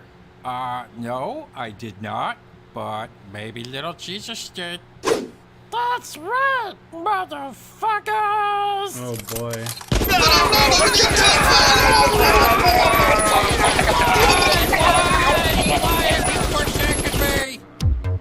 Oh, man, that was a thing. Okay. Okay, well, that was a thing that we watched. So, you can't say we didn't watch it, is the thing. Let's just move on to something else, I guess. Let's see what we got next. What's this? This is The Horrifying History of Hell by Ordinary Things. So, I don't know if anyone knows.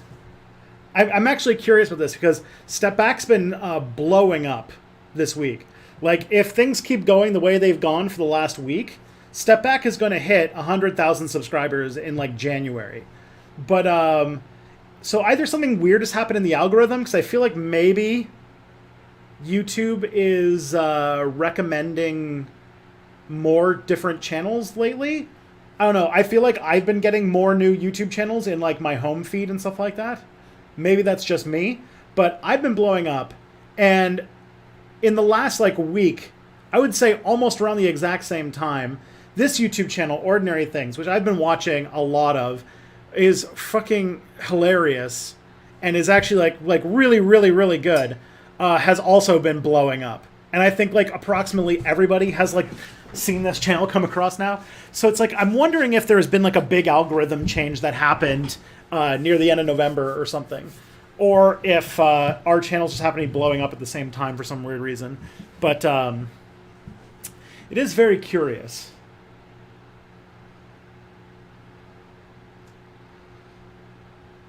So let's see This is called The Horrifying History of Hell by Ordinary Things. And if you haven't seen this guy's videos, you're going to love it, because this shit's hilarious.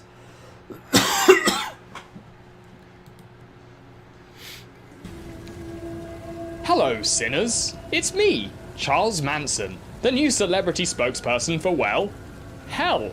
And it's my distinct displeasure to welcome you to hell, to Hades, to Sheol, to the eternal barbecue of the sizzling soul.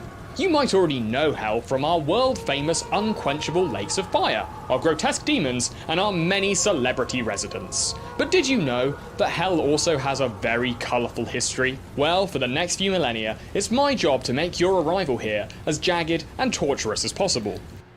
You think of a video playing another tab? I do not. So pull up a pike, make yourself a steaming mug of human shit, and abandon all hope ye who enter, because today, we're going to hell.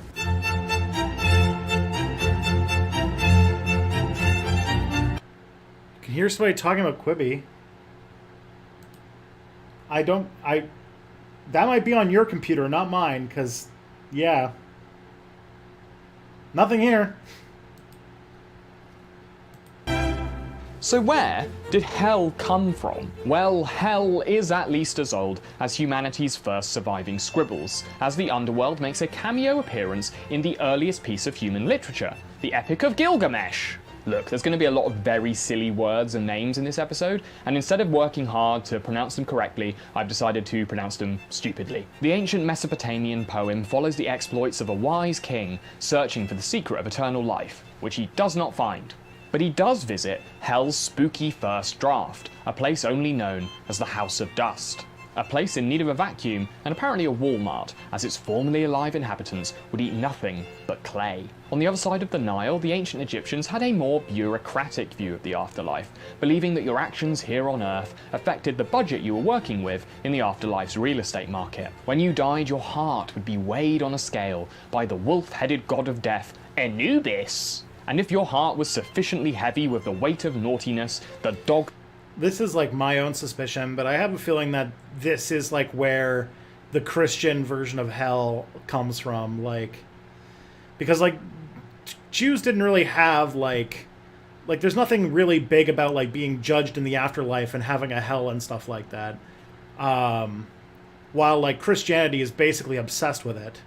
And I imagine that I feel like this like you get judged when you die type thing is a little bit of a borrowing from this, which was a very prominent religion in the region at the time, right? So, face killer would send you to a fiery realm to be tortured by flame-faced spirits. But it was the ancient Greeks who built the foundations upon which we would build the hell we know and fear today. Hades was a place where all humans went once their body had been converted to fertilizer. Yeah, but it Anubis wasn't is the an head of the arena of jackal. unending torment. It was a listless carriage crowded with the unsmiling souls of the dead, which can now be experienced in London at any local tube stop. However, the most lasting authority on hell is naturally the one written about in the Bible. But for a book designed to ease your anxieties about what happens after you become worm food, the Bible is surprisingly vague when it comes to descriptions of the afterlife. The word hell didn't come into common usage until the Middle Ages, and when it's referred to in the Bible, it's either called Sheol or Gehenna. And Gehenna actually refers to a real place, a valley just outside of Jerusalem. But Gehenna probably earned its bad reputation, as this valley of bad vibes was where Old Testament kings of Judah would sacrifice their illegitimate children to a cow god named Molech. Thanks to the Bible's vagueness, the early conception of Christian hell was a spicy cocktail of ancient Greek, pagan, and Hebraic influences, which allowed scholars to spend the next few millenniums arguing about it and pitching their own versions to terrify and educate the masses.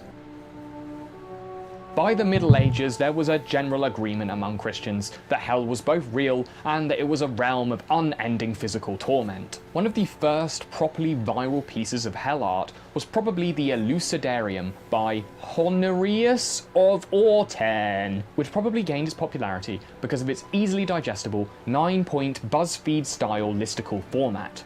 These torments included extreme heat, extreme cold, undying worms that ate your face, and an unbearable stink. In fact, over the centuries, gallons of quill ink would be spilled, theorizing over the smell of hell, with many scholars strangely excited by the stink waiting for the nostrils of non-believers. The Elucidarium also served as inspiration for the Dutch painter Hieronymus Bosch, whose visual depictions of hell are some of the most lurid and lasting in existence. But his true genius was simulating the frustrations of hell by creating giant Where's Waldo paintings where you can't find the red and white striped bastard anywhere. But medieval people weren't content with just asking what the hell, but also why the hell? One problem that Christian thinkers would encounter time and again was consoling the image of their all-loving Palestinian carpenter with his dad. You know, the guy who built a giant S&M dungeon to house 90% of humanity. Christendom's greatest minds pondered this paradox for centuries before giving up and inventing a third place. Purgatory was officially opened by the Catholic Church in 1245 at the First Council of Lyon. But the original purgatory wasn't some cosmic waiting room. It better resembled the 30-day free trial of hell, where your evil deeds would be burnt off so that you could arrive in heaven sinless and sizzled until medium rare. Another question that plagued the self-torturing serfs of the Middle Ages was whether the dweeby do-gooders in heaven could witness the eternal torture of the damned. And according to influential theologians like Thomas Aquinas, the answer was an unequivocal yes, and they love it. In his Summa Theologica, he wrote that not only did people in heaven get a 24-hour live stream of hell, they also rejoiced in this suffering, presumably strumming their harps and... Damn, this is a way of teaching history and mythology in a way that, man, I wish I could be that funny. Themselves. I'm always like, I don't know, step back video. I try my best at making jokes, but goddamn, when people are like legitimately like good at writing jokes, like a Thoughts Line video or like this guy, I just like, I get so jealous. Over God's kinky divine justice. And this idea honestly really comforts me, because now I know there's a place in heaven for sadists like me who spent too much time on the dark side of LiveLeak. In the 12th century, a poet named Dante dropped what many consider to be hell's greatest hits album, Inferno, an epic poem that littered hell with iconic tourist attractions, like the Gates of Hell and Coctius, the great frozen lake at the center of hell, where Satan and all of Earth's worst traitors were kept in a giant cosmic ice tray.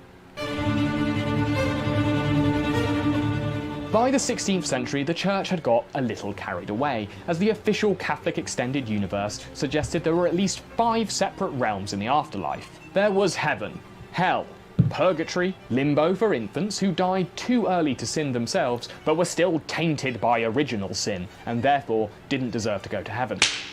And the limbo of patriarchs, a now empty section of hell, formerly reserved for the righteous Jews who died before Jesus did, which afterwards the devil presumably converted into parking space. By 1517, people like Martin Luther were sick of how complicated church law was, so he posted his 95 suggestions for Christianity's gritty reboot, which he called Protestantism, adopting a retconned version of the afterlife which returned it to the classic heaven and hell dichotomy. Inspired by Martin Luther, some Protestants took things a step further, suggesting that those eternal worms gnawing at your head guts might be metaphorical. In response, and perhaps in an effort to prove that those hellfires were totes real, the Catholic Church began the popular pastime of burning people who disagreed with them at the stake. For the next few centuries, Catholics and Protestants took turns settling their disagreements this way, while still generally agreeing that hell existed and it was a place where everyone who wasn't on your team was going. It wasn't until the 19th century that hell fell under new scrutiny. Secular voices felt confident enough to question its existence, with increasing scientific evidence suggesting that it was bollocks. One Anglican thinker named Tobias Swindon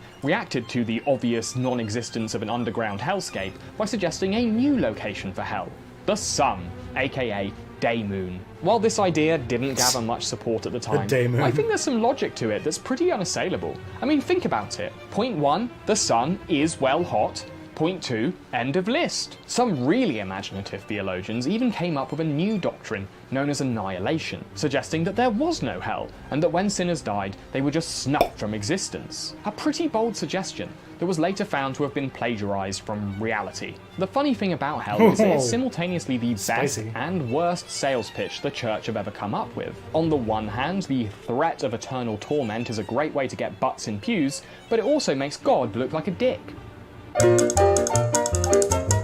As the 20th century rolled around, hell finally got its first cinematic adaptations. As early as 1922, hell was appearing in silent films like Haxan. There are also the Dante-esque sadomasochistic labyrinths of the Hellraiser movies, and even the scary Swedish lack of hell in Ingmar Bergman's The Seventh Seal. But if one piece of cinema truly announces the arrival of the secular age, it is the 1989 classic All Dogs Go to Heaven.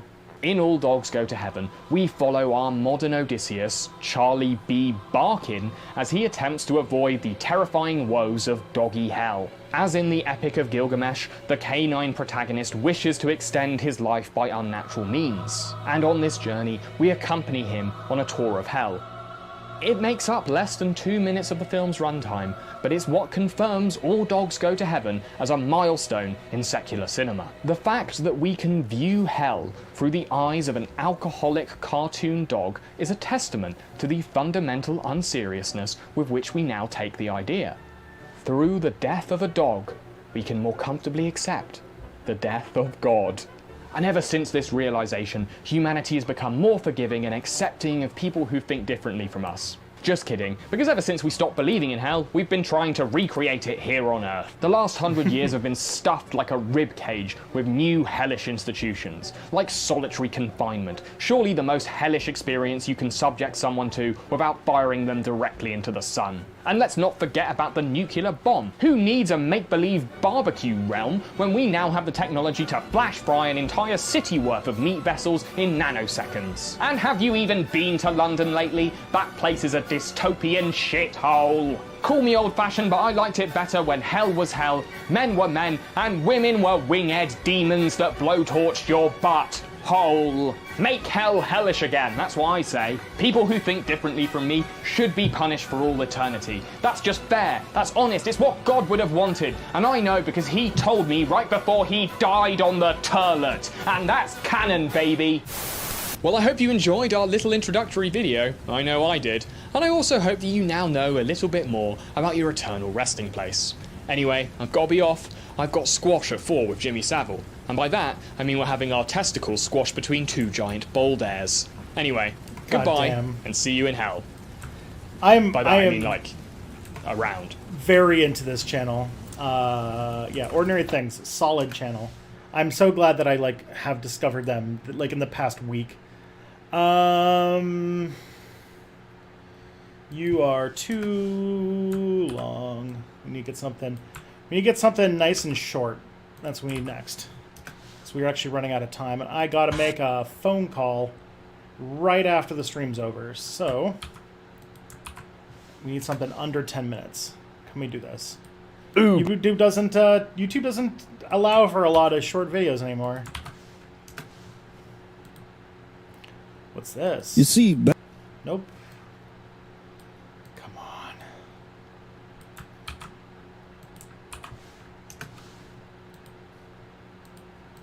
Nope. Chuck Testa. Nope. Oh, man. I'm Rantasmo, and... Alright, I guess we'll just do this one. We'll see how this goes. So, are LGBT characters forced into games? Let's find out. And buckle up, folks, because we're going to talk about the Baldur's Gate thing.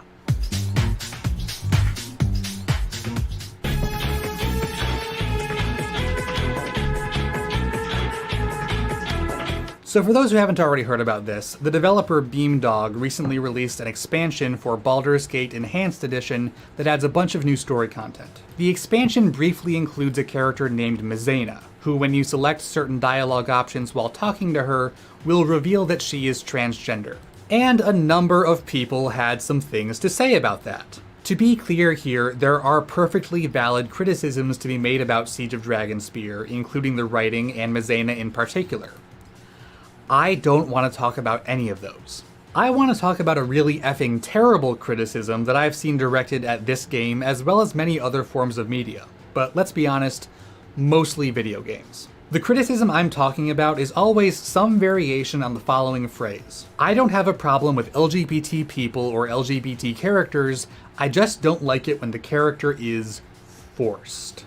See also shoehorned in, tacked on, ham-fisted, and my personal favorite, that old classic, say it with me now, shoved down our throats. I don't disagree that LGBT characters are sometimes handled in a sloppy or heavy-handed way, but I often find that this claim is very similar to the tokenism argument that I talked about in my BioWare episode a while back. It's a form of concern trolling that tries to look like it's arguing for better queer representation or better writing, when really it's kind of just defending the status quo. But I want to take a closer look here and try to understand what people are really saying when they say that an LGBT character feels forced. Welcome. I see people making this argument just about any time an LGBT character is in a game, but especially when the character plays a relatively minor role. For instance, there's an audio log you can find in Borderlands 2 that reveals, amongst other people who've like folding ideas tend to be grandfathered into BreadTube despite having been around since 2011. You mean like me? Like Step Back started in 2015, and there wasn't really a BreadTube back then. Things that a test subject and the scientist forced to experiment on him are both in same-gender marriages. His husband has the shivers. He could have transmitted, hey, remember that wife of yours and how you wanted to see her like ever again? And I feel like I saw more complaints about this than I did about Sir Hammerlock, a gay character who plays a much larger role in the story. To illustrate this a little better, let's compare Mizena to a character that I've seen a lot of people use as an example of the right way to incorporate an LGBT character into a game. Which is funny because I think I'm like the youngest. I think I'm like the youngest anarchist or I'm one of the youngest anarchists of all the anarchist YouTubers that I know. Like Matt Thoughtslime, and American Johnson are the two that come to mind, and they're both older than me. Arcade Gannon. Arcade Gannon is a companion character in Fallout New Vegas, who can potentially fight alongside you for almost the entire game. He's a member of the Followers of the Apocalypse, a group of radical idealists. But he also has ties to the Enclave, a faction that... See, the trick to me is that I've been an anarchist since 2009. Headed out, hope I'm not annoying, enjoy. Thank you, Carrie. Thank you for the super chat. So, yeah, I became an anarchist in 2009 when I was like 21, 20, something like that. So maybe compared to a lot of anarchists on YouTube, I've been an anarchist much longer. Like I've been an anarchist for 11 years now, but still like in actual age. What is this about? About the forcing of LGBT characters into video games and whether or not that's a thing. That runs on much more traditional principles. And over the course of the game, he struggles with the dissonance between those two philosophies and how they relate to his own identity. Arcade is gay, but that's pretty incidental to his character. Because he has so much dialogue, and because New Vegas has no full romance options as such, the amount of dialogue related to him being gay is fairly minimal, and in fact it may not come up at all. Overall, Arcade is a very likable, complex, and well-developed character. Mizena, on the other hand, is a merchant, a cleric to be precise, who only receives a few lines of dialogue. We don't find out very much at all about her background or her personality, apart from the fact that she worships Tempest and was assigned male at birth. Apart from that, she doesn't have very much depth. So is Arcade a better character than Mizena? Well, that's kind of a trick question because they're completely different types of characters. E.M. Forster described this difference as round versus flat characters. Round characters grow and change and are fully fleshed out with a whole bucket of tasty character traits, while flat characters stay pretty much the same throughout the whole story, and only have one or two basic traits that define them. It might seem at first glance that round characters are inherently better than flat characters, because, hey, more character development equals better, right? Round characters are obviously way more interesting, and Arcade is undeniably a more interesting character. But the thing is, you often need both round and flat characters to tell a compelling story.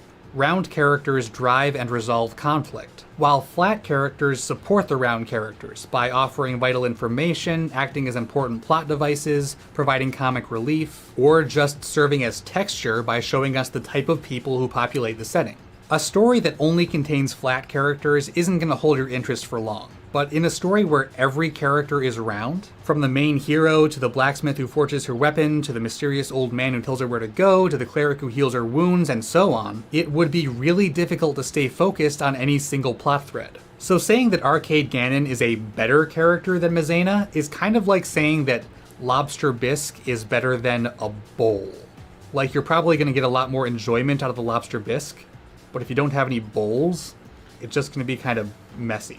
I often use Maxie from Skins as my go-to example of a token gay guy. And the reason this character is so egregiously frustrating to me isn't just that the character is bland and doesn't have many traits apart from just being gay, but that he's also a main character who's been given more or less the same narrative weight as the rest of the ensemble. In a show where every other main character is given a chance to be deceitful or mean or lazy or unsure of themselves or otherwise deeply flawed, it's disappointing that Maxie gets just as much screen time but is never really developed beyond just being the nice gay guy. Maxie is a flat character who has been inserted, forced if you will, into a role that seems like it should have been filled by a round character. Maizena isn't an especially deep character, but she is just as deep as most of the other merchants in the Baldur's Gate series, because most merchants aren't really supposed to be deep and interesting. They're supposed to sell you junk, and if you're lucky, they might also share one or two pieces of information about themselves or the world that, in all likelihood, won't be all that useful beyond just providing a bit of flavor. In Baldur's Gate 2, for instance, there's an armor merchant named Arnolinus. You can ask him about the armor he sells, and he'll give you a pretty basic description. You can also ask him about his unusual name, and he'll respond by telling you that it's a dwarven name, because he's a dwarf. And that's pretty much it. You can insult him if you want, and he won't sell you armor anymore until you apologize, but he doesn't give you any quests or any details about the world or himself other than the fact that he sells armor and he's a dwarf. If you're not a fan of this style of NPC, that's absolutely a valid criticism, but it's a criticism that applies to the entire RPG genre. These games are absolutely lousy with people who give you one weirdly personal detail of dubious relevance and are never heard from again. I can totally see why many trans gamers would rather see themselves represented by a deeper, more well-rounded character. But that's not the same thing as the character being forced or badly written. And when a reviewer says, "I'm fine with LGBT characters so long as they're not forced," it sounds an awful lot like, "I'm fine with you being gay so long as you don't flaunt it in my face all the time." I think a lot of reactionaries lionize Arcade Gannon because, in a way, his gayness being so incidental to his character makes it more palatable. It's not in your face. He doesn't flaunt his sexuality, as it were. He doesn't confront you with the minute details of his experience of being gay. And there's really nothing wrong with that, but that still doesn't make him an inherently better character. Being trans is one of the very few things that Maizena does talk about. Her gender identity is clearly very important to her, or at least important enough to be worth mentioning in the short conversation you have with her. But that doesn't mean she's only there to push a pro-trans political agenda, or to show off how inclusive and progressive the developers are. She's not in the game just to be trans, any more than Arnolinus is in Baldur's Gate 2 just to be a dwarf. First and foremost, Maizena is there to heal your ass, and secondarily, she's there to add texture to the game's world. She provides a bit of info on one of the setting's deities, and she shares some personal details that help to illustrate that this is a living, breathing world with individuals with their own unique lives and experiences outside of just, healing your ass. It's just that in this case, those personal details happen to be related to the fact that she is trans. And yes, it would be pretty unusual for a person to just walk up to you and tell you they're trans without any provocation. But that's not what happens. The conversation is actually pretty similar to the one you have with Arnolinus. Maizena tells you about the origin of her name if you ask her about the origin of her name, and she only reveals that she was raised as a boy if you ask why she changed her name in the first place. That's not very unusual at all.